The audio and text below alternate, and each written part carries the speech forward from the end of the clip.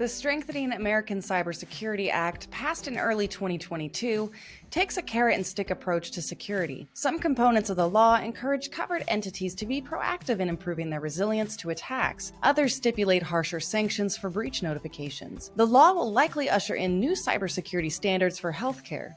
Given how the threat landscape is evolving, the sooner, the better. Among the most stringent compliance requirements is the new act is the focus on making cyber attack reporting faster and more detailed. Healthcare providers are familiar with the need to report certain types of HIPAA breaches. However, many organizations lack the capability to enact the swift reporting response stipulated by the new law. The best way to reduce the stress of reporting requirements is to prevent breaches in the first place. Healthcare cybersecurity has not always been prioritized. Even in 2021, with ransomware attacks on the healthcare sector soaring, a Computer Weekly report showed barely 1 in 10 hospital executives prioritize cybersecurity. Part of the new law sets out a framework for changing the status quo, requiring covered organizations to implement a range of preventative cybersecurity measures. One of those measures is implementing a zero-trust architecture.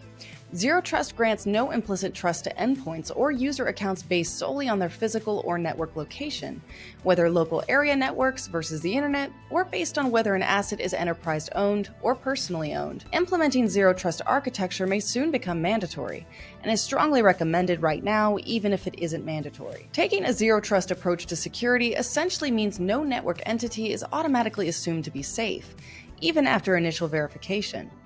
The obvious challenge of implementing Zero Trust in healthcare is how to balance operational requirements with tighter security controls. Healthcare professionals and hospital staff need to access patient data effortlessly.